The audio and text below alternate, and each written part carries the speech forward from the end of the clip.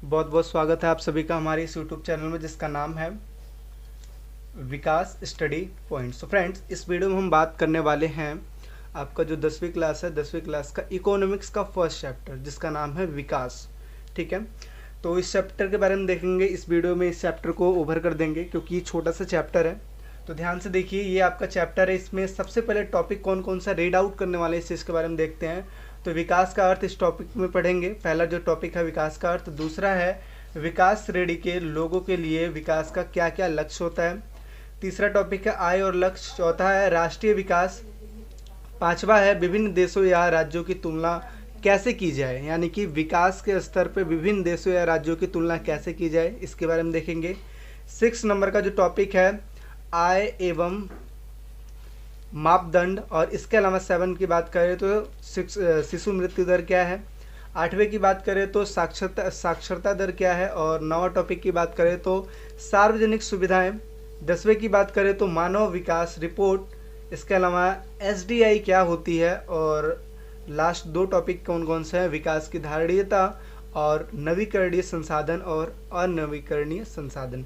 तो ये जो टोटल टॉपिक हैं आपकी सिलेबस से उठाए गए हैं। हर एक टॉपिक को मैं क्लियर कर रहा हूँ, कोई भी ऐसा टॉपिक नहीं है जो मैं छोड़ रहा हूँ, ताकि क्वेश्चन कहीं से भी आए आप हर एक चीज़ कर पाओ। क्योंकि इस बार जो पेपर आने वाला है एमसीक्यू का, जैसे आप समझते हो सिलेबस चेंज हुआ था तो एमसीक्यू आ गए थे।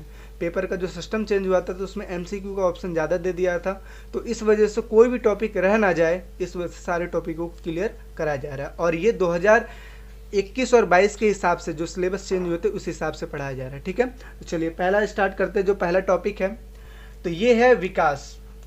चैप्टर का भी नाम है और जो हमारा फर्स्ट टॉपिक है वो भी विकास है। तो विकास का अर्थ क्या होता है इस चीज़ को समझिए। जैसे विकास की अगर बात करें तो विकास शब्द से अभिप्राय उन्नति, प्रगति, कल्याण और बेहतर जीवन की अभिलाषा ही क्या कहलाती है, विकास कहलाती है। फॉर एग्जाम्पल की अगर बात करें, एग्जाम्पल के हिसाब से आप बहुत ही अच्छे ढंग से समझेंगे। देखिए ये गांव है, गांव का एक दृश्य लिया गया है जहां पे आप देख रहे हो जो घर है ना, ये घास फूस की बनी हुई है, यानी कि इसका छत आप जो देख रहे हो घास फूस का बना हुआ है। और इसके अलावा जो ये दीवार है, दीवार मिट्टी के दीवार है। ठीक है, और साइड में एक आपको घर दिखाई दे रहा है जहाँ पे टोटली घास फूस की दीवार, मतलब घास फूस की दीवार भी है और छत भी लगा हुआ है। ठीक है, तो आप ये चीज़ देख रहे हैं जहाँ पे आपको ये चीज़ समझ में आ रहा होगा कि ये जो गांव है ये मतलब डेवलप्ड नहीं है, कम डेवलप्ड है। ठीक है, और इसी की तुलना में एक और जो गांव दिखाया जा रहा है जहाँ पे हर एक चीज़ क्या है, छतें भी देख सकते हो कैसी है, दीवार भी देख सकते हो कैसे है, और हर जगह पे ग्रीनरी है ना। तो आप इसकी तुलना में अगर बेहतर की अगर मैं बात करूँ तो आप सब कहोगे कि ये चीज़ बेहतर है, क्योंकि ये इसकी तुलना में ये इसका विकास हो चुका है। तो हमें क्या चीज़ समझ में आया है कि विकास का अर्थ क्या होता है कि कोई भी चीज़ में प्रगति होना, देखो लिखा है ना, उन्नति होना, प्रगति होना और कल्याण होना और बेहतर जीवन की अभिलाषा ही क्या कहलाती है, विकास कहलाती है। आई बात समझ में। किसी भी चीज़ में चेंजेस होना, पहले गांव ऐसा था और इसको अब चेंज करके ये कर दिया गया। इसके अलावा आप अगर गांव से अगर बिलोंग करते होंगे तो आप देखते होंगे गांव में जाकर तो हर साल आप देखते होंगे कि हर एक चीज़ में चेंजेस आते होंगे। पहले क्या होता था, पानी का जो सप्लाई होता था वो सिर्फ शहरों में होता है, आज के टाइम पे गांव में भी होने लगा। इलेक्ट्रिसिटी अगर आप गांव में देखते होगे पहले कम होता था, लेकिन आज के टाइम पे ज़्यादा हो रहा है। इसके अलावा अगर एलपीजी गैस के बारे में बात करें या हर एक चीज़, मतलब जो अब जो शहर में सुविधाएं मिल रही हैं वो अब गांव में भी सुविधाएं मिल रही हैं। तो इसका मतलब क्या है, इसका मतलब विकास ही तो है। यानी कि सब बोलते हैं ना हमारे गांव का विकास हो गया। पहले गांव में ज़्यादा स्कूल नहीं होते थे, अब गांव में ज़्यादा स्कूल होने लगे। तो इत्यादि चीज़ें क्या कहलाती है, विकास कहलाती है। आप बहुत ही अच्छे ढंग से समझ रहे होंगे विकास का क्या अर्थ हो सकता है। ठीक है, आगे अगर बात करें तो स्वास्थ्य, शिक्षा जैसे लोगों के जीवन में सुधार, साथ ही साथ अर्थव्यवस्था में वृद्धि ही क्या कहलाती है, विकास कहलाती है। तो ये थी विकास का अर्थ। आई होप आपको चीज़ें समझ में आई होंगी। चलिए आगे बात करते हैं। तो अगर दूसरा स्लाइड पे चलते हैं तो दूसरा आपका जो टॉपिक है विभिन्न श्रेणी के लोगों के लिए विकास का अलग अलग लक्ष्य है, यानी कि विकास का अलग अलग मतलब है। किसी के लिए विकास का अर्थ कोई कुछ और हो सकता है, किसी के लिए विकास का अर्थ कुछ और हो सकता है। ठीक है, जैसे क्या क्या, तो यहाँ पे आपके बुक्स में कुछ एग्जाम्पल लिए गए हैं। जैसे ये लिखा है व्यक्तियों की श्रेणी, और इनके विकास का लक्ष्य देखेंगे कि क्या क्या इनके विकास के लक्ष्य हैं। ठीक है, यानी कि कौन कौन से व्यक्ति हैं और इनका विकास का मतलब क्या होता है, इनके नज़र में विकास का मतलब क्या है, इसके बारे में समझेंगे। तो यहाँ पे पहला जो एग्जाम्पल लिया गया है वो लिया गया है भूमिहीन ग्रामीण मजदूर। ठीक है, भूमिहीन ग्रामीण मजदूर का मतलब क्या होता है?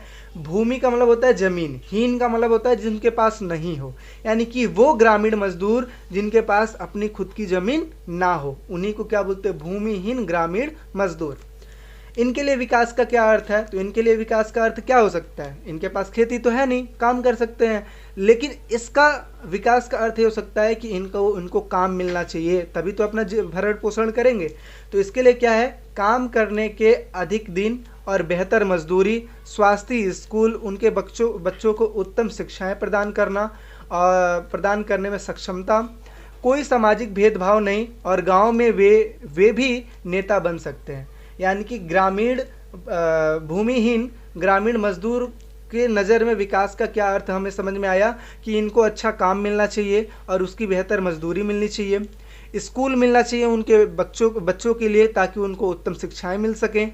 इसके अलावा उनके साथ कोई भेदभाव नहीं होना चाहिए, और इसके अलावा अगर बात करें तो गांव में नेता भी बन सकते हैं, ये उनको अवसर मिलना चाहिए। तो भूमिहीन ग्रामीण मजदूर के नज़र में विकास का अर्थ ये है। अगर दूसरे नंबर की बात करें तो पंजाब के समृद्ध किसान, यानी कि अगर किसानों की बात करें पंजाब के, तो इनके नज़र में विकास का क्या अर्थ है? तो देखिए, किसानों को उनकी उपज के लिए ज़्यादा समर्थन मूल्यों और मेहनती और सस्ते मजदूर द्वारा उच्च पारिवारिक आय सुनिश्चित करना ताकि वे अपने बच्चों को विदेश में बसा सकें। तो पंजाब के समृद्ध किसान जो हैं उनके लिए विकास का क्या अर्थ है कि जो भी वो उपज करते हैं ना, ठीक है, उपज में क्या है कि उनको अच्छा मूल्य मिले, ठीक है, और जिन भी लोगों से वो काम करवाते हैं, काम करने वाले सस्ते मजदूर हों, और इसके अलावा जो प्रॉफिट मार्जिन हो ज़्यादा इनको मिलना चाहिए, ताकि ये क्या कर सके? अपने बच्चों को कहाँ भेज सकें? विदेश भेज सकें। तो ये है पंजाब के समृद्ध किसानों के नज़र में विकास का अर्थ। आई बात समझ में?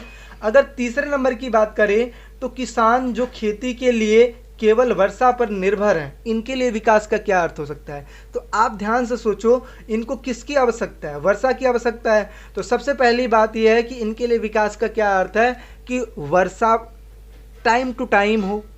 अब ये तो डिपेंड करता है भगवान के ऊपर, है ना, बारिश हो कि ना हो, अब इसमें तो मनुष्य कुछ कर नहीं सकता है। तो इस वजह से इनके लिए विकास का क्या अर्थ होगा कि ऐसे मशीन लगाया जाए, ठीक है, ऐसे मशीन उपलब्ध कराया जाए ताकि इनको बारिश पे डिपेंड ना रहना पड़े, ये अपने खेती करने के लिए मशीन को स्टार्ट करें ताकि जो पानी है पंप सेट के द्वारा वो अपने खेतों में सिंचाई कर सकें। तो इनके लिए विकास का अर्थ ये है। आई बात समझ में? अगर चौथे एग्जाम्पल की बात करें तो भूमि स्वामी परिवार की एक ग्रामीण महिला, इनके लिए विकास का क्या अर्थ है? तो इनके लिए विकास का क्या अर्थ है, इस चीज़ को समझते हैं। तो पहली बात, ग्रामीण महिला है तो कहीं नहीं कहीं ये भी खेती कर रही होंगी, तो खेती कर रही होंगी तो इनके लिए जो फसल ये उत्पादित कर रही हैं, तो उनके जो फसल उत्पादन है उसको अगर वो मार्केट में बेचती हैं तो उनके लिए अच्छा रिटर्न मिलना या अच्छा आउटपुट मिलना, पैसा मिलना, ये इनके लिए विकास का अर्थ हो गया। अगर इसके अलावा विकास के अर्थ की बात करें तो आप देखते हो कि अब गांव में भी सामान बनने लगा है, छोटे छोटे जो सामान होते हैं, कुछ भी, है ना, घरेलू सामान जिसको बोलते हैं, वो अब घर में भी डेवलप्ड हो सकते हैं। तो ये महिलाओं को ये चीज़ मिलना चाहिए। इसके अलावा कुछ महिलाएं ऐसी होती हैं जिनको काम करना होता है, तो काम का अवसर मिलना चाहिए। तो इनके लिए विकास का अर्थ ये हो सकता है। आगे अगर बात करें शहरी बेरोजगार युवक की, यानी कि ऐसे लोग, युवक जो बेरोजगार हैं, तो इनके लिए विकास का क्या अर्थ हो सकता है कि इनको अच्छा जॉब मिले, अच्छी शिक्षाएं मिले, अच्छा सरकार से मतलब गवर्नमेंट इनके लिए नई नई पॉलिसीज़ बनाए ताकि इनको अच्छा जॉब वगैरह मिल सके। तो विकास का अर्थ ये हो गया।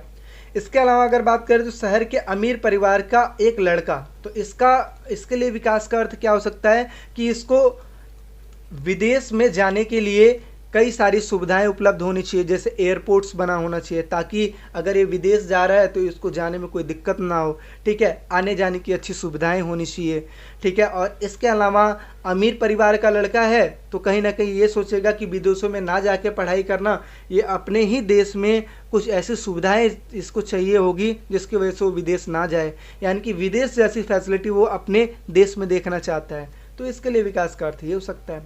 आगे अगर बात करें तो शहर के अमीर परिवार का एक लड़की के बारे में बात करें तो इसके लिए विकास का क्या अर्थ है, उसे अपने भाई के जैसी आज़ादी मिलनी चाहिए, जैसे भाइयों को आज़ादी मिलती है ऐसे इनको भी आज़ादी मिलनी चाहिए। और इसके अलावा वो अपने फैसले खुद कर सके, जैसे एक लड़का अपना फैसला कर सकता है वैसे वो भी कर सके, इसके लिए विकास का अर्थ ये है। इसके अलावा वो अपनी पढ़ाई विदेशों में कर सकती है। ये विकास का अर्थ है किसके लिए, शहर के अमीर परिवार की एक लड़की का है, ठीक है। इसके अलावा अगर लास्ट की बात करें, नर्मदा घाटी की एक आदिवासी, इसके लिए विकास का क्या अर्थ है, तो इसके लिए विकास का अर्थ होगा कि गवर्नमेंट इनके लिए रोजी रोटी का मतलब व्यवस्था करे, इनके लिए जो अधिकार है जो सबके लिए मिलने चाहिए, इनके लिए भी क्या मिलना चाहिए, अधिकार मिलना चाहिए, अच्छा अधिकार इनको मिले, ठीक है। जैसे आप देखते हो कि आदिवासी जो लोग होते हैं, आदिवासियों को कम अधिकार मिले हुए हैं, ठीक है, नॉर्मल व्यक्ति की तुलना में, क्योंकि वो आदिवासी हैं और वो ज़्यादातर जंगलों में निवास करते हैं, तो इस वजह से उनके लिए भी तो उनको भी तो अधिकार मिलना चाहिए। तो इसी वजह से नर्मदा घाटी की एक आदिवासी के लिए क्या हो सकता है कि उनको अधिकार मिलना चाहिए, रोजी रोटी के लिए अवसर मिलना चाहिए। तो ये है विकास का अर्थ, जो अलग अलग लेवल पर मैं समझाने की कोशिश किया हूँ। आई होप चीज़ें आपको समझ में आई होंगी। चलते हैं अगले टॉपिक पे। अगला टॉपिक जो हमारा है, देखिए, आय और लक्ष्य। आय का मतलब क्या हो गया, इनकम। लक्ष्य का मतलब होता है कि जो आप सोचते हो, जो आप जिस चीज़ को चाहते हो ये चीज़ हमें मिल जाए, ठीक है, उसी को क्या बोलते हैं, लक्ष्य बोलते हैं। जैसे लोग आय बढ़ाने के साथ साथ अन्य चीज़ें भी चाहते हैं। सब लोग ये चाहते हैं कि हमें इनकम तो हो, लेकिन इनकम के साथ साथ हमें कई सारी चीज़ें भी मिले। क्या क्या चीज़ मिले, जैसे लोगों में बराबरी का व्यवस्था मिलना चाहिए, ठीक है, लोगों में बराबरी का व्यवहार मिलना चाहिए कि समानता हो, कोई भी एक दूसरे से भेदभाव ना करे। दूसरे की अगर बात करें, स्वतंत्रता मिले, यानी कि जितने भी व्यक्ति हैं उनको जितनी स्वतंत्रता मिले उतनी हमें भी स्वतंत्रता मिलनी चाहिए, ठीक है। अमीर गरीब, छोटा बड़ा, ऊंचा नीचा ना देखकर सबको एक बराबर स्वतंत्रता मिलनी चाहिए, ठीक है, समानता भी मिलनी चाहिए। इसके अलावा बात करें तो सुरक्षा मिले। इसके अलावा अगर बात करें तो दूसरों से आदर मिलने की इच्छा इत्यादि क्या होती है, इनकी अभिलाषा होती है कि इनकम के साथ साथ इतनी सारी चीज़ें मिलनी चाहिए। इसके अलावा अगर बात करें दूसरे पॉइंट की, तो अगर हमें नौकरी विदेश में मिलती है और सैलरी ज़्यादा है तो हम इस परिस्थिति में सैलरी, वातावरण, स्वास्थ्य और साधन यानी चीज़ों की तुलना करेंगे अपने यहाँ से, ठीक है, अपने यहाँ से तुलना करेंगे और फिर काम करने का निर्णय करेंगे। तो यहाँ पे देखिए क्या कहने का मतलब क्या है कि अगर इनको विदेश में नौकरी मिलती है तो ये क्या करेंगे, ये क्या क्या चीज़ों की तुलना करेंगे। एक तो सैलरी, कि विदेश में ज़्यादा सैलरी मिल रही है कि हमारे देश में ज़्यादा सैलरी मिल रही है। दूसरा वातावरण, विदेश में अच्छा वातावरण है कि हमारे इधर का वातावरण अच्छा है। स्वास्थ्य कैसा है, विदेश में ज़्यादा अच्छा है कि हमारे इधर का अच्छा है। संसाधन कैसा है, विदेश का ज़्यादा अच्छा है कि हमारे इधर का अच्छा है, ठीक है। और इन सब की तुलना कर लेंगे। तुलना करने के बाद जहाँ का अच्छा लगेगा उसके बाद ये क्या करेंगे, काम करने का निर्णय लेंगे। आई बात समझ में।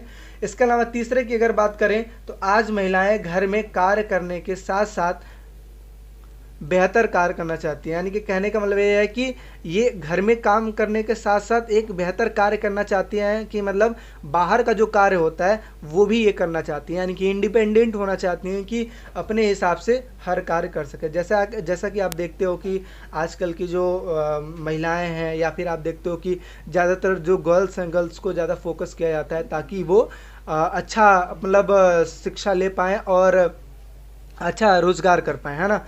तो आज के टाइम पे देख रहे हो कि जितनी भी गवर्नमेंट है वो लड़का लड़की समान कर दिए हैं ताकि दोनों को एक प्रकार से अच्छी शिक्षाएं मिले और नौकरी में भी काफ़ी एक दूसरे से हिस्सेदारी मिले, ठीक है। तो ये चीज़ें हैं। तो महिलाएं क्या सोचती हैं, घर का कार्य करने के साथ साथ उनको बाहर का कार्य करने के लिए बेहतर अवसर मिले ताकि वो कार्य कर सके। तो ये था आपका टॉपिक आय और लक्ष्य, जहाँ पे हमने ये देखा कि लोग जो है इनकम के साथ साथ और क्या क्या चीज़ चाहते हैं। आगे अगर बात करें तो देखिए राष्ट्रीय विकास क्या है। राष्ट्रीय विकास। तो यहाँ पे राष्ट्रीय विकास को कैसे मेजर कर सकते हैं इस चीज़ को देखिए। तो सभी व्यक्तियों को रोजगार मिले, राष्ट्रीय विकास यानी कि एक देश के विकास के बारे में बात की जा रही है। अब एक देश में तो एक व्यक्ति तो रहेगा नहीं, जाहिर सी बात है बहुत सारे लोग होंगे, तो उनमें सबको रोजगार मिले। अगर राष्ट्रीय विकास की बात कर रहे हैं तो उसमें सभी को रोजगार मिलना ही क्या कहलाती है, राष्ट्रीय विकास कहलाती है। इसके अलावा कम जनसंख्या हो, अगर जनसंख्या ज़्यादा है तो आप ये समझ लो कि वहाँ पे जो डेवलपमेंट की अगर बात करें तो वो कम ही होगा। ठीक है, अगर जनसंख्या के बारे में बात करें, जनसंख्या अगर कम है और अपने संसाधनों का वो अच्छा यूज कर पा रहे हैं तो वो समझ लो कि वो विकसित देश में आ सकता है। ठीक है, जनसंख्या ज़्यादा होना ये कोई भी विकास का एक बेहतर जरिया नहीं बोल सकते हो। ठीक है ना। इसके अलावा तीसरे की बात करें तो अच्छी शिक्षा। तो अगर एक देश में अच्छा रोजगार सभी को मिले, कम जनसंख्या हो और अच्छी शिक्षाएं मिले तो हम बोल सकते हैं कि उस देश का क्या हो रखा है, विकास हो सका है, यानी कि राष्ट्रीय विकास हो सका है। आगे अगर बात करें तो विभिन्न देशों या राज्यों की तुलना कैसे की जाए, यानी कि अगर आप अभी तो आपने देखा कि राष्ट्रीय विकास क्या है, लेकिन अब मैं बोलूं कि आप ये कैसे डिसाइड कर पाओगे कि कौन सा देश सबसे अमीर है, कौन सा देश कौन गरीब है, यानी कि कौन सा देश विकसित है, कौन सा देश विकासशील है। ठीक है, तो किन किन आधार पर किया जाएगा, पहले इस चीज़ के बारे में देखिए। तो देशों की तुलना करने के लिए उनकी आय सबसे महत्वपूर्ण विशिष्टता समझी जाती है, यानी कि आय, इनकम, यानी कि प्रति व्यक्ति जो आय होती है ना वो सबसे ज़्यादा इंपॉर्टेंट होती है अगर हम देशों की तुलना करते हैं। आगे अगर बात करें तो जिन देशों की आय अधिक है उन्हें कम आय वाले देशों से अधिक विकसित समझा जाएगा। अर्थात कहने का मतलब ये है कि सपोज ये एक देश है जिसका नाम ए, ये एक देश है जिसका नाम है बी। ठीक है, यहाँ पे कर लेते हैं जिसका नाम है बी, ए और बी। तो अब देखिए कि अगर इस देश का प्रति व्यक्ति आय क्या है, ज़्यादा है, प्रति व्यक्ति आय क्या है, ज़्यादा है, और इस बी वाले देश का कम है, तो इन दोनों की तुलना में ए वाला जो होगा अधिक विकसित होगा। ठीक है, और ये क्या होगा, इसकी तुलना में कम विकसित होगा। आई बात समझ में। तो ये कैसे समझ में आएगा, जैसे मान लो कि ये ए देश है, ए देश में जितने भी व्यक्ति रह रहे हैं उनमें एक व्यक्तियों का अगर इनकम लिया जाए तो हर साल ये कितना कमा रहा है, कम से कम समझ लो 5 लाख रुपए कमा रहा है ना। कितना कमा रहा है, 5 लाख रुपए कमा रहा है। और अगर बी देश की बात करें तो यहाँ पे हर एक व्यक्ति कितने कमा रहे हैं, 3 लाख रुपए कमा रहे हैं। तो आप समझ सकते हो कि ये 5 लाख रुपए हर व्यक्ति कमा रहे हैं, यहाँ पे 3 लाख व्यक्ति कमा रहे हैं, तो इसकी तुलना में ये ज़्यादा पैसा कमा रहे हैं, तो इस वजह से ये क्या कहलाएंगे, विकसित कहलाएंगे। आई बात समझ में। आगे बात करें, तुलना करने के लिए औसत आय आवश्यक है। औसत आय का मतलब क्या होता है, आप अगर इकोनॉमिक्स पढ़ रहे हैं तो वहाँ पे आपको औसत आय समझना बहुत ही ज़्यादा इंपॉर्टेंट है। औसत आय क्या होता है इस चीज़ के बारे में समझिए। औसत आय क्या होता है, तो देखिए औसत आय को समझाना है तो जैसे मान लीजिए ये देश है, ए देश है, और मैं एग्जाम्पल के तौर पे समझ लेता हूँ कि यहाँ पे 10 व्यक्ति रहते हैं। कितने रहते हैं, 10 व्यक्ति रहते हैं। ये है देश बी जहाँ पे रहते हैं 10 व्यक्ति। ये 10 व्यक्ति में जो 5 व्यक्ति हैं वो कितना कमाते हैं, 5 लाख रुपए, मतलब 5 लाख रुपए पूरे साल का कमाते हैं। कितना कमाते हैं, 5 लाख रुपए पूरे साल का कमाते हैं। और इसमें से जो 5 व्यक्ति हैं वो कितना कमाते हैं, 2 लाख रुपए प्रति साल कमाते हैं। ठीक है, अगर बी की बात करें तो यहाँ पे जो 5 व्यक्ति हैं वो 3 लाख रुपए कमाते हैं, और 5 व्यक्ति हैं जो कितना कमाते हैं, 2 लाख रुपए कमाते हैं। तो आप इनकी अगर तुलना करें तो यहाँ पे आप देख सकते हैं कि इन 10 को मिला दिया जाए, 10 व्यक्ति मिलकर पूरे साल में कितना इनकम करते हैं, 7 लाख रुपीज़ करते हैं। और इन 10 को मिला दिया जाए तो यहाँ पे हमें क्या समझ में आता है कि ये 10 व्यक्ति मिलकर कितना आउटपुट निकालते हैं, यानी कितना इनकम कमाते हैं, 5 लाख रुपए। तो अमीर ये हैं कि ये हैं, तो आपको समझ में आ रहा होगा ये हैं। तो इसी वजह से प्रति व्यक्ति अगर इनकम की बात करें तो 7 lakh divided by 10, 7 lakh divided by 10 अगर आप करोगे तो कितना आ जाएगा, 70,000 रुपये आ जाएगा। ठीक है, और अगर यहाँ की बात करें तो कितना आ जाएगा, 5 लाख रुपए डिवाइडेड बाई 10, तो यहाँ पे कितना आ जाएगा, 50,000 रुपये आ जाएगा। तो यानी कि प्रति व्यक्ति इनकम क्या है यहाँ पे, 70,000 रुपये, और यहाँ पे कितना है, 50,000 रुपये प्रति व्यक्ति इनकम की बात कर रहा हूँ मैं। तो इस वजह से हमें ये समझ में आएगा कि जो ए वाला जो देश है वो ज़्यादा अमीर है। आई बात समझ में। तो इसी के हिसाब से औसत निकालना हो तो देश की कुल आय लिया जाए। जैसे हमने देश का कुल आय ले लिया, ये 7 लाख रुपीज़ ले ली, और इसके अलावा देश की कुल जनसंख्या 10 लोग थे तो मैंने 10 ले लिया, और उसके बाद क्या कर दिया, सिंपली डिवाइड कर दिया। जितना भी आ गया वही कंपेयर कर लेंगे सभी देशों का, और उसी के हिसाब से हम अपना औसत आय निकाल लेंगे, और इस हिसाब से समझ में आएगा कि कौन सा देश अमीर है कौन सा देश गरीब है। आई बात समझ में। तो ये चीज़ थी औसत आय निकालने की। अगर आगे बात करें तो औसत आय को प्रति व्यक्ति आय भी कहते हैं। औसत आय को क्या बोलते हैं, प्रति व्यक्ति आय। और जो हमने ये निकाला ना 70,000 रुपये, ये प्रति व्यक्ति आय ही निकाला है। आई होप चीज़ें समझ में आई होंगी। नहीं समझ में आया होगा एक बार और आप वीडियो देखिए, आपको चीज़ें समझ में आ जाएंगी। ठीक है, आगे अगर बात करें तो नेक्स्ट क्या है हमारा, नेक्स्ट है आय और अन्य मापदंड। इसको कैसे समझेंगे, इस चीज़ को देखिए।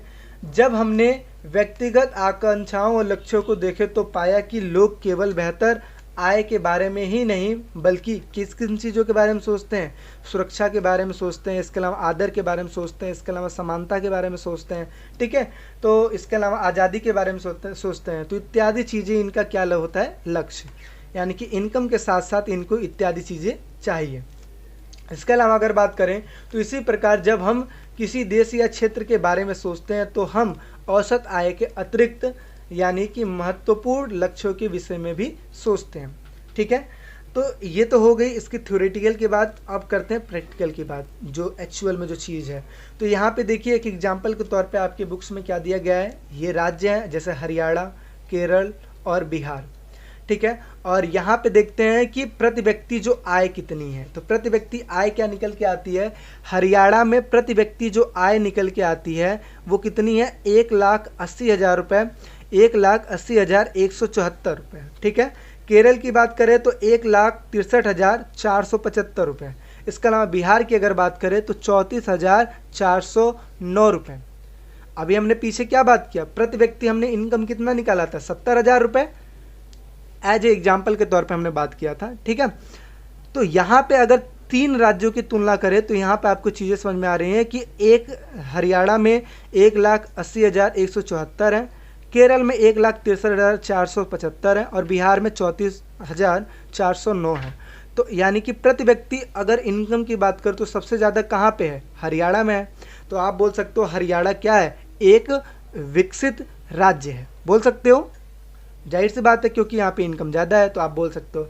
लेकिन इसी के साथ साथ अगर दूसरे एग्जाम्पल की बात करें जहाँ पे हमने सेम ये लिए हैं हरियाणा, केरल और बिहार की बात करें तो यहाँ पे देखिए शिशु मृत्यु दर भी एक राज्य या देश में काफ़ी इंपॉर्टेंट होता है।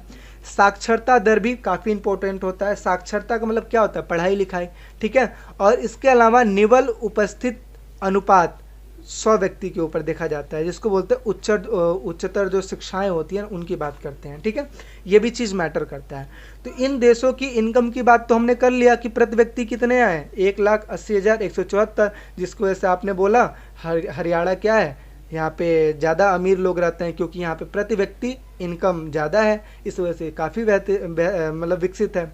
लेकिन अगर शिक्षा और शिशु मृत्यु दर की बात करें तो यहाँ पे देखते कौन सबसे ज़्यादा है। तो हरियाणा की अगर बात करें तो यहाँ पे शिशु मृत्यु दर कितनी है, 30 है। साक्षरता की बात करें तो 82 है, और इसके अलावा निवल उपस्थित अनुपात की बात करें तो 61 है। तो यहाँ पे चीज़ समझिए, अगर किसी राज्य में शिशु मृत्यु दर वो ज़्यादा है तो समझ लो कि वो राज्य काफ़ी अच्छा डेवलप्ड नहीं है। इस बात को ध्यान में रखिए, शिशु मृत्यु दर ज़्यादा है यानी कि मृत्यु होने वाले की संख्या ज़्यादा है। तो जाहिर सी बात है अगर मृत्यु ज़्यादा हो रही है तो वहाँ पे शिक्षा मतलब स्वास्थ्य अच्छी नहीं है, वहाँ पे हॉस्पिटल्स अच्छे नहीं हैं, वहाँ का वातावरण अच्छी नहीं है, इसी वजह से तो मृत्यु हो रही है। तो इसी वजह से अगर केरल में देखें तो 10 है, इसके अलावा बिहार में देखें तो 35 है। तो यहाँ पे आपको क्या समझ में आया कि जो बिहार है वो शिशु मृत्यु दर के तुलना में सबसे ज़्यादा है। यहाँ पे भी देखो तो प्रति व्यक्ति इनकम क्या थी, कम थी। तो हमें क्या समझ में आया कि बिहार जो है कम विकसित है और शिशु मृत्यु दर यहाँ पे ज़्यादा है। तो इस वजह से बिहार जो है, बिहार काफ़ी अंडर डेवलप्ड में आता है। आई बात समझ में। इसके अलावा केरल की बात करें तो यहाँ पे बेशक प्रति व्यक्ति इनकम जो है हरियाणा की तुलना में कम है, लेकिन यहाँ पे शिशु मृत्यु जो दर है वो कम है। इस वजह से आप ये बोल सकते हो कि जो केरल है वहाँ वो मतलब काफ़ी अच्छा राज्य है। ठीक है, आई बात समझ में। अगर यहाँ पे साक्षरता की बात करें तो साक्षरता यहाँ पे कितनी है, 82% है, यानी कि यहाँ के जो लोग हैं 82% पढ़े लिखे हैं। और केरल की बात करें तो यहाँ पे कितने हैं, 94%। यहाँ पे पढ़े लिखे लोग कितने हैं, 94%। और एक बात ये भी याद रखना कि जो केरल जो राज्य है वहाँ पे सबसे ज़्यादा जो पढ़ी लिखी महिलाएं हैं। ठीक है, तो अगर बिहार की बात करें तो यहाँ पे साक्षरता दर कितनी है, 62 है। तो आप अगर इन तीनों में कंपेयर करें तो यहाँ पे भी बेहतर कौन मिल रहा है, 94 वाला केरल अच्छा दिखाई दे रहा है। आई बात समझ में। और इसके अलावा अगर बात करें निवल उपस्थित अनुपात, ठीक है, तो यहाँ पे हरियाणा क्या है, 61 पे है, केरल क्या है, 83 पे है, और बिहार क्या है, 43 पे है। ठीक है, और यहाँ पे भी अगर आप देखो तो सबसे ज़्यादा जो परफॉर्म कर रहा है वो कौन कर रहा है, केरल। तो इसके अलावा अगर इन सारे चीज़ को अगर तुलना में करें तो हमें क्या समझ में आ रहा है कि जो केरल है वो काफ़ी अच्छा राज्य। बेशक यहाँ पे जो ये प्रति व्यक्ति आय दर है हरियाणा की तुलना में कम है, लेकिन यहाँ पे शिशु मृत्यु दर कम है, साक्षरता ज़्यादा है, और निवल उपस्थित अनुपात भी ज़्यादा है। अब एक एक मतलब में हम समझ लेते हैं शिशु मृत्यु दर क्या होती है, साक्षरता क्या होती है, और निवल उपस्थित अनुपात क्या होता है। तो यहाँ पे देखिए इस तालिका में प्रयोग किए गए कुछ शब्दों की व्याख्या की गई है, जैसे कौन कौन से। शिशु मृत्यु दर क्या है, तो शिशु मृत्यु दर का मतलब क्या होता है कि किसी वर्ष में पैदा हुए 1000 जीवित बच्चों में से 1 वर्ष की आयु से पहले मर जाने वाले बच्चों की अनुपात दिखाई देती है। तो ये इसका मतलब क्या समझ में आता है कि अगर समझो कि 2021 में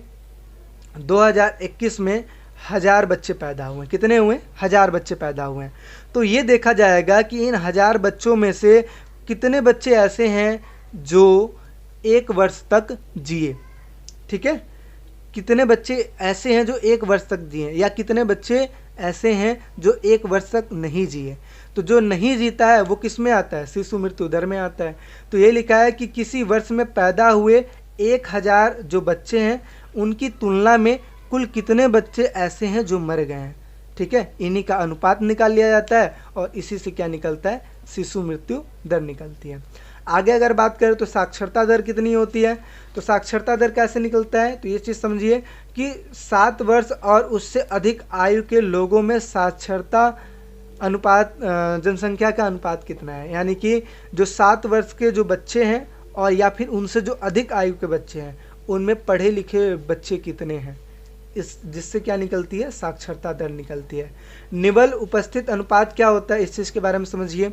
तो 14 वर्ष से लेकर 15 वर्ष की आयु के स्कूल जाने वाले कुल बच्चों का उस आयु वर्ग के कुल बच्चों के 7%। इसका मतलब क्या हुआ, इस चीज़ को मतलब समझिए। जैसे समझिए कि 14 से लेकर 15 साल के कुल कितने बच्चे हैं, पहले इस चीज़ को आप मतलब कैलकुलेट कर लीजिए। फिर क्या होगा, आप ये देखिए कि 14 से 15 वर्ष की उम्र वाले कुल कितने ऐसे बच्चे हैं जो स्कूल जाते हैं, और कुल कितने ऐसे बच्चे हैं जो स्कूल नहीं जा पाते हैं। वो किसी भी कारण से हो सकता है, पैसे कमाना है तो इस वजह से वो काम कर रहे होंगे। ठीक है, घर की स्थिति अच्छी नहीं है तो पढ़ तो सकते हैं इसलिए काम कर रहे हैं। ठीक है, इसके अलावा उनके मतलब गांव में स्कूल नहीं है, इस वजह से वो पढ़ नहीं पा रहे हैं। तो निवल उपस्थित अनुपात का मतलब क्या हुआ कि कुल कितने बच्चे हैं जो कि स्कूल जा पा रहे हैं, 14 से 15 वर्ष की उम्र में स्कूल जा पा रहे हैं। आई बात समझ में। तो इस हिसाब से आप शिशु मृत्यु दर भी निकाल सकते हैं, साक्षरता दर भी निकाल सकते हैं, और निवल उपस्थित अनुपात निकाल सकते हैं, और इनका कंपेयर करके तो मैं बता ही दिया हूँ। आगे अगर बात करें तो आगे देखिए सार्वजनिक सुविधाएं क्या होती है। सार्वजनिक सुविधाएं का मतलब क्या होता है, सार्वजनिक का मतलब होता है कि वो सुविधाएं जो सभी की हो, मतलब ऐसी सुविधा जो गवर्नमेंट प्रोवाइड करती है जो किसी एक व्यक्ति की नहीं होती है बल्कि सबकी होती है। जैसे स्कूल हो गया, जैसे स्वास्थ्य केंद्र हो गया, ठीक है, हॉस्पिटल्स हो गए, किसी एक का तो है नहीं, सबका ही है, उसकी बात हो रही है। तो सरकार को स्कूल खोलने चाहिए और अन्य प्रकार की सुविधाएं उपलब्ध करानी चाहिए जिससे सभी बच्चों को पढ़ने का अवसर मिले। इसके अलावा अगर बात करें तो अभी भी बहुत से क्षेत्रों में बच्चे, मुख्य रूप से लड़कियां, माध्यमिक स्तर की शिक्षा भी पूरी नहीं कर पाते क्योंकि सरकार समाज ने इनके लिए पर्याप्त सुविधाएं उपलब्ध नहीं कराई हैं। अर्थात कहने का मतलब यह है कि कई सारे जगहों पे अभी भी स्कूल्स उपलब्ध नहीं है, जिसकी वजह से जो लड़कियां हैं वो सुविधाएं नहीं ले पा रही हैं। और इसके अलावा कई सारे जगहों की मेंटालिटी ऐसी नहीं है कि वो लड़कियों को शिक्षा दे पाए। तो इन सब चीज़ों पे ध्यान देना चाहिए ताकि इनको बेहतर सुविधाएं उपलब्ध हो पाएँ। ठीक है। इसके अलावा स्वास्थ्य केंद्र खोलना चाहिए जहाँ पे हॉस्पिटल की सुविधा हो, लोग जाके अपना इलाज करा पाएँ। ठीक है। इसके अलावा अगर बात करें तो मानव विकास रिपोर्ट क्या होता है, तो UNDP, ठीक है, तो यूनाइटेड नेशन डेवलपमेंट प्रोग्राम द्वारा प्रकाशित मानव विकास रिपोर्ट देशों की तुलना, लोगों की शैक्षिक स्तर, स्वास्थ्य स्थिति और प्रति व्यक्ति के आय पर आधारित करती है। अर्थात कहने का मतलब क्या है कि जो UNDP है यानी कि यूनाइटेड नेशन डेवलपमेंट प्रोग्राम, ये क्या करती है, सभी देशों को, सभी जो देश हैं जैसे ABCD ये देश है, इन देशों की तुलना करेगी। किन किन स्तर पे करेगी, एक तो शिक्षा कि कौन से देश की अच्छी सुविधा है, मतलब शिक्षा है। इसके अलावा स्वास्थ्य, कौन से देश में अच्छा स्वास्थ्य है, और स्वास्थ्य पता कैसे लगेगा, वो इस हिसाब से पता लगेगा कि जिस देश में मरने वाले लोगों की संख्या कम है, जल्दी नहीं मरते हैं, वो देश काफ़ी अच्छा है स्वास्थ्य के मामले में। ठीक है, क्योंकि वहाँ पे फैसिलिटी अच्छी है। और इसके अलावा तीसरी की बात करें तो आय, प्रति व्यक्ति आय कितनी है, और इस हिसाब से तुलना करके क्या निकलता है यहाँ पे SDI यानी कि ह्यूमन डेवलपमेंट इंडेक्स यानी कि मानव विकास सूचकांक बनाया जाता है, जहाँ पे ये लिखा जाता है कि कौन सा देश कितना अच्छा है शिक्षा के मामले में, स्वास्थ्य के मामले में और प्रति व्यक्ति आय के मामले में। ठीक है, चीज़ें समझ में आ गई, आगे बात करते हैं। विकास की धारणा क्या है, तो विकास की धारणा आपको ज्योग्राफी में भी समझ में आई होगी। विकास की धारणा क्या है, तो सतत पोषणीय विकास का अर्थ क्या होता है कि वो विकास जिसमें पर्यावरण को कम नुकसान पहुंचाते हुए अपना विकास करना। तो ये पर्यावरण में बाधा के बिना विकास है। यह विकास भविष्य के पीढ़ी की जरूरतों को समझौते किए बिना वर्तमान जरूरतों को संतुष्ट करने की प्रक्रिया। अर्थात कहने का मतलब ये है कि ऐसा विकास करना जिसकी वजह से एक तो पर्यावरण को कम नुकसान हो, और कम नुकसान होगा तो जाहिर सी बात है कि भावी पीढ़ी, जो आने वाली पीढ़ी है, उनको कम मतलब उनको हर एक चीज़ की सुविधाएं मिल पाएंगी। ठीक है, अगर हम अभी पर्यावरण को नुकसान कर देंगे तो जाहिर सी बात है जो भावी पीढ़ी है, आने वाली जो पीढ़ी है, उनको विभिन्न प्रकार की बीमारियां हो सकती हैं, और पर्यावरण नुकसान होगा जिसकी वजह से बाढ़, भूकंप, बीमारी, हर एक चीज़ की मार झेलनी पड़ेगी। ठीक है, तो ये लिखा है सतत पोषणीय विकास क्या है, ये पर्यावरण को बिना बाधा पहुँचाए किए बिना विकास है, और यह विकास भावी पीढ़ी की ज़रूरतों को समझौते किए बिना वर्तमान ज़रूरतों को संतुष्ट करने की प्रक्रिया है। कुछ ऐसी चीज़ें हैं जिनको पैसा देकर भी नहीं खरीदा जा सकता है। जैसे कौन कौन सी चीज़ें हैं, जैसे प्रदूषण मुक्त वातावरण। अगर हमारे इन्वायरमेंट में प्रदूषण है, वातावरण में प्रदूषण है, तो इनको आप पैसे देकर भी नहीं खरीद सकते। अच्छा वातावरण आप नहीं खरीद सकते पैसे देकर भी। ठीक है, इसके अलावा शांति हो गया, लोकतंत्र, इन सबको भी आप पैसा देकर नहीं खरीद सकते। ठीक है, यहाँ पे एग्जाम्पल के लिए अगर बात करें तो महाराष्ट्र की प्रति व्यक्ति आय केरल की तुलना में अधिक है, लेकिन अभी भी शिक्षा के मामले में क्या है, पीछे है। अगर केरल और महाराष्ट्र की बात करें तो यहाँ पे महाराष्ट्र में प्रति व्यक्ति जो आय है वो काफ़ी अच्छी है। ठीक है, महाराष्ट्र की केरल की तुलना में, लेकिन शिक्षा की बात करें तो केरल की सबसे ज़्यादा अच्छा है। ठीक है, क्योंकि यहाँ पे साक्षरता दर बहुत ज़्यादा है। नेक्स्ट की बात करते हैं, नवकरणीय संसाधन क्या होती है। तो नवकरणीय संसाधन वो संसाधन होती है जो रिसाइकल होती है। क्या होती है, रिसाइकल होती है। जैसे आप समझ सकते हो पवन चक्की, जहाँ से हवा यानी कि पवन एनर्जी मतलब जो एनर्जी, हवा का जो पवन चक्की होती है ना, इससे भी एनर्जी निकलती है। ठीक है, जिसका यूज हम विभिन्न चीज़ों में करते हैं। तो नवकरणीय संसाधन वे संसाधन है जिनके भंडार प्रकृति पारिस्थितिकी प्रक्रियाओं द्वारा पुनर्स्थापना होता रहता है। ठीक है, और इसके अलावा अगर बात करें तो जो वाटर एनर्जी होती है, इसमें आप देखते हो कि नदियों का जब पानी होता है बांधों के द्वारा गिराया जाता है, जिसकी वजह से क्या निकलता है, बिजली निकलता है। इसके अलावा आप सूर्य मतलब जो सन एनर्जी होता है उसको भी दे सकते हैं, जिसके द्वारा जो सोलर सेल होता है उसको चार्ज किया जाता है, ठीक है। तो इत्यादि जितनी भी चीज़ें होती हैं ये नवकरणीय संसाधन होती है, जिनका आप यूज करके मतलब ये रिसाइकल होती रहती है ना। लेकिन अनवकरणीय संसाधन की बात करें तो अनवकरणीय संसाधन वह संसाधन होती है जिनका पुनर्स्थापना नहीं होता है, या फिर होता भी है तो काफ़ी टाइम लगता है। जैसे आप समझ सकते हो जीवाश्म हो गया, जैसे आप समझ सकते हो पेट्रोलियम हो गया, ठीक है। तो इत्यादि ऐसी चीज़ें होती है जिनका रिसाइकल करना काफ़ी टाइम लग सकता है। जैसे आप समझते हो ना कि जो पेट्रोलियम है, बोलते हैं कि गाड़ी मोटर जो है वो कम चलाएं ताकि जो पेट्रोलियम है उनका हम स्टोर कर पाएँ, ठीक है।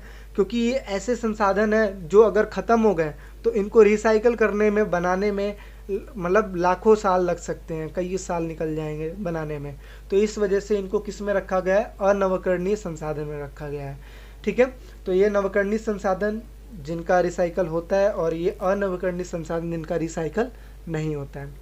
आई होप चीज़ें समझ में आई होंगी।